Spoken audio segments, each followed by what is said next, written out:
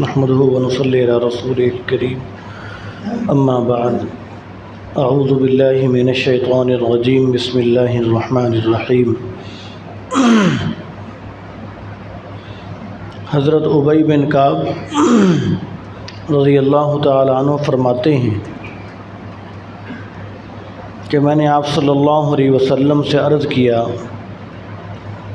کہ یا رسول اللہ صلی اللہ علیہ وسلم، مجھے آپ یہ بتلائیے کہ میں جب دعا مانگتا ہوں تو دعا کے اندر میں کتنی مقدار درود شریف پڑھوں، دعا کے اندر کتنا حصہ درود شریف پڑھوں؟ تو آپ صلی اللہ علیہ وسلم نے ارشاد فرمایا کہ جتنا تیرا جی چاہتا ہے اتنا درود شریف پڑھ، جتنا پڑھے گا اتنا فائدہ ہوگا۔ تو وہ فرماتے ہیں کہ میں نے کہا کہ یا رسول اللہ، میں 3 حصے دعا مانگ لیا کروں گا اور 1 حصہ درود شریف پڑھ لیا کروں گا، یہ ٹھیک ہے؟ تو آپ صلی اللہ علیہ وسلم نے فرمایا کہ ہاں بہتر ہے، اگر اس سے بھی درود شریف بڑھا دے تو تیرا اور فائدہ ہوگا۔ تو وہ فرماتے ہیں کہ میں نے پھر عرض کیا کہ یا رسول اللہ، میں اپنی دعا کا آدھا وقت درود شریف پڑھ لیا کروں گا اور آدھا وقت دعا مانگ لیا کروں گا۔ تو آپ صلی اللہ علیہ وسلم نے فرمایا کہ یہ بھی بہتر ہے، اگر درود شریف اور بڑھا دے تو تیرا اور فائدہ ہوگا۔ تو وہ فرماتے ہیں کہ میں نے عرض کیا کہ یا رسول اللہ، میں پھر دعا کے 3 حصے درود شریف پڑھ لیا کروں گا اور 1 حصہ دعا مانگ لیا کروں گا۔ تو آپ صلی اللہ علیہ وسلم نے فرمایا کہ یہ بھی بہتر ہے، اگر اور درود شریف بڑھا دے تو تیرا اور فائدہ ہوگا۔ وہ فرماتے ہیں کہ میں نے عرض کیا کہ یا رسول اللہ، بس اب پھر میں پوری دعا کے وقت کے اندر درود شریف ہی پڑھتا رہوں گا۔ تو آپ صلی اللہ علیہ وسلم نے فرمایا کہ پھر تو اللہ تعالیٰ تیری ساری فکریں دور کر دیں گے اور اللہ تعالیٰ تیرے گناہوں کو بھی معاف فرما دیں گے، تیری بخشش فرما دیں گے، تیری مغفرت کر دیں گے۔ تو اب اس حدیث شریف کے اندر آپ صلی اللہ علیہ وسلم نے دعا کا پورا حصہ درود شریف پڑھنے کی یہ فضیلت ارشاد فرمائی کہ اللہ تبارک و تعالیٰ پھر سارے غم دور کر دیں گے، ساری فکریں دور کر دیں گے، سارے کام آسان کر دیں گے اور آدمی کی بخشش بھی کر دیں گے۔ یہ کیوں؟ اس لیے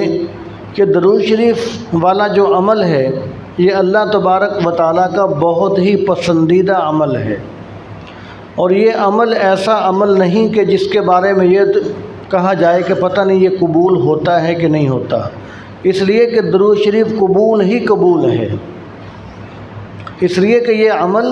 درود شریف قبول ہی قبول ہے۔ اللہ تبارک و تعالیٰ تو خود اس عمل کے اندر مصروف ہیں۔ ان اللہ و ملائکتہ یصلون علی النبی، اللہ تبارک و تعالیٰ تو خود آپ صلی اللہ علیہ وسلم پر درود شریف بھیج رہے ہیں۔ اس عمل کے بارے میں یہ نہیں کہا جا سکتا کہ یہ قبول ہے یا نہیں۔ تو جب درود شریف اللہ تعالیٰ کا پسندیدہ عمل ہے تو آدمی جتنا زیادہ درود شریف پڑھتا ہے گویا کہ اس نے اللہ تعالیٰ کو اتنا زیادہ راضی کر لیا۔ تو پھر اصول ہے کہ من کان للہ کان اللہ لہ، جو اللہ تعالیٰ کا ہو جاتا ہے اللہ تعالیٰ اس کا ہو جاتا ہے۔ تو جس کا اللہ تعالیٰ ہو گیا اس کے پھر سارے کام آسان ہو گئے، اس کی فکریں بھی دور ہو گئیں، اس کی بخشش بھی ہو گئی۔ تو اس لیے آپ صلی اللہ علیہ وسلم نے ارشاد فرمایا کہ تو جتنا درود شریف زیادہ پڑھے گا تجھے اتنا زیادہ فائدہ ہوگا۔ تو اس سے ہمیں یہ سبق حاصل ہوتا ہے کہ ہم درود شریف کی کثرت کیا کریں، اور خاص طور پر جمعے کے دن اور جمعے کی رات کو آپ صلی اللہ علیہ وسلم نے ارشاد فرمایا، حضرت عمر رضی اللہ تعالیٰ عنہ فرماتے ہیں کہ آپ صلی اللہ علیہ وسلم نے فرمایا کہ تم روشن دن اور روشن رات کو مجھ پر کثرت سے درود شریف پڑھا کرو۔ روشن رات سے مراد جمعے کی رات، روشن دن سے مراد جمعے کا دن۔ فرمایا کہ یہ جمعے کے دن اور جمعے کی رات کو مجھ پر کثرت سے درود شریف پڑھا کرو۔ ویسے بھی درود شریف کثرت سے پڑھنا چاہیے، لیکن جمعے کے دن اور جمعے کی رات کو آپ صلی اللہ علیہ وسلم نے خاص تاکید ارشاد فرمائی کہ تم مجھ پر زیادہ درود شریف پڑھا کرو۔ اس لیے کہ جب آدمی درود شریف پڑھتا ہے تو اللہ تبارک و تعالیٰ نے فرشتوں کے ذمے یہ ڈیوٹی لگا رکھی ہے کہ جب بھی کوئی درود شریف پڑھے تو اس کا درود ہدیے کے طور پر فوراً آپ صلی اللہ علیہ وسلم کے دربار میں پہنچانا ہے، اور پھر فرشتے اس آدمی کا نام لے کر، اس کے باپ کا نام لے کر کہ یا رسول اللہ صلی اللہ علیہ وسلم فلاں بن فلاں نے آپ کے پاس درود شریف کا یہ تحفہ بھیجا ہے، یہ ہدیہ بھیجا ہے، اور پھر جب ہمارا یہ تحفہ ہمارا نام لے کر آپ صلی اللہ علیہ وسلم کی خدمت میں پیش ہوتا ہے تو اس کے اندر ایک تو یہ بھی بڑے اعزاز کی بات ہے کہ آپ صلی اللہ علیہ وسلم کے دربار اقدس میں ہمارا نام ذکر ہو جائے، اور ہمارے نام کا تذکرہ فرشتوں کی زبان سے آپ صلی اللہ علیہ وسلم کے دربار میں ہو جائے، یہ بھی بڑی فضیلت والی بات ہے۔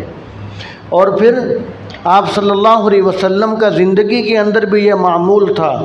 کہ جو کوئی آپ صلی اللہ علیہ وسلم کو کوئی ہدیہ لا کر پیش کرتا تو آپ صلی اللہ علیہ وسلم اس کے بدلے میں اس سے بہتر اس کو ہدیہ دیتے۔ اور جب آدمی درود شریف پڑھتا ہے تو ہمارا درود جب آپ صلی اللہ علیہ وسلم کی خدمت میں پہنچایا جاتا ہے تو اب بھی آپ صلی اللہ علیہ وسلم کا طریقہ وہی ہے۔ حدیث شریف کے اندر آتا ہے کہ آپ صلی اللہ علیہ وسلم نے فرمایا کہ مجھ پر جب فرشتے درود پیش کرتے ہیں تو میں اس کے لیے دعا بھی کرتا ہوں، استغفار بھی کرتا ہوں۔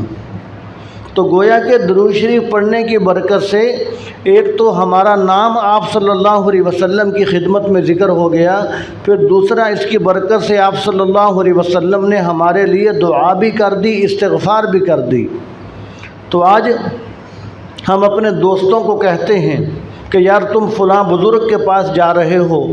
وہ بزرگ بڑے اللہ والے ہیں، ان کے پاس جا کر ہمارے حق میں بھی دعا کروانا۔ آج ہم اپنے دوستوں کو یہ کہتے ہیں، تو آپ صلی اللہ علیہ وسلم سے بڑا بزرگ کون ہوگا جس کے بارے میں یہ کہا گیا، جن کے بارے میں یہ کہا گیا کہ بعد از خدا بزرگ تو قصہ مختصر، کہ اگر اللہ تعالیٰ کے بعد کوئی بزرگ ہستی ہے تو وہ آپ صلی اللہ علیہ وسلم کی ہستی ہے۔ تو جب آج بزرگوں سے ہم دعا کرواتے ہیں اور کروانی بھی چاہیے تو آپ صلی اللہ علیہ وسلم سے بڑا بزرگ کون ہے؟ تو درود شریف کی برکت سے ہمیں کہنا ہی نہیں پڑتا، جب فرشتے ہمارا نام لے کر آپ صلی اللہ علیہ وسلم کی خدمت میں ہمارا درود پہنچاتے ہیں تو آپ صلی اللہ علیہ وسلم دعا بھی فرماتے ہیں، استغفار بھی فرماتے ہیں، ہمارے لیے استغفار فرماتے ہیں۔ تو اس لیے ہمیں چاہیے کہ ہم درود شریف کی کثرت کیا کریں، اور جب کبھی درود شریف لکھنے کی باری بھی آئی، جب کبھی درود شریف لکھنے کی باری آئے تو پھر آپ صلی اللہ علیہ وسلم کے نام کے ساتھ صرف صاد لکھ دینا یہ بھی کنجوسی والی بات ہے۔ بعض لوگ صرف صاد لکھ دیتے ہیں، بعض لوگ صرف سلام لکھ دیتے ہیں، یہ بھی کنجوسی کی بات ہے۔ چاہیے یہ کہ جب آپ صلی اللہ علیہ وسلم کا نام لکھا جائے تو نام نامی کے ساتھ صلی اللہ علیہ وسلم پورا لکھا جائے، پورا درود شریف لکھا جائے۔ جب آدمی اپنی مرضی کی اتنی لمبی چوڑی تحریر لکھ رہا ہے، نہ اس کا ہاتھ تھکتا ہے نہ اس کا قلم تھکتا ہے، تو صرف صلی اللہ علیہ وسلم لکھنا اس کے لیے کیوں مشکل ہو جاتا ہے؟ تو اس لیے یہ کنجوسی ہے کہ آدمی آپ کے نام کے ساتھ صرف صاد لکھ دے، بلکہ پورا درود شریف لکھنا چاہیے۔ اور اس کی فضیلت آپ صلی اللہ علیہ وسلم نے ارشاد فرمایا کہ جو کوئی درود شریف لکھتا ہے، فرمایا کہ جب تک وہ تحریر باقی رہے گی اس وقت تک فرشتے اس آدمی پر درود بھیجتے رہیں گے، اس وقت تک فرشتے اس آدمی پر رحمت نازل کرتے رہیں گے۔ یعنی آپ صلی اللہ علیہ وسلم نے فرمایا کہ اس وقت تک اس کو درود شریف کا ثواب ملتا رہے گا۔ تو اب ایک مرتبہ صلی اللہ علیہ وسلم ہم کہیں لکھ دیں تو وہ تحریر پتہ نہیں کتنے سال تک باقی رہے گی۔ ہو سکتا ہے کہ ہم دنیا سے چلے جائیں لیکن وہ تحریر باقی رہے، ہمارا لکھا ہوا درود شریف باقی رہے۔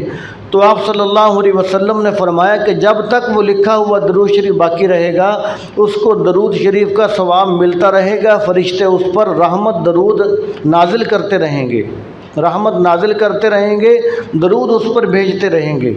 تو اس لیے ہمیں چاہیے کہ خاص طور پر جمعے کے دن جس طرح آج جمعۃ المبارک کا دن ہے تو جمعے کے دن اور جمعے کی رات کو کثرت سے درود شریف آپ صلی اللہ علیہ وسلم پر پڑھا جائے، اس کے اندر ہمارا فائدہ ہی فائدہ ہے۔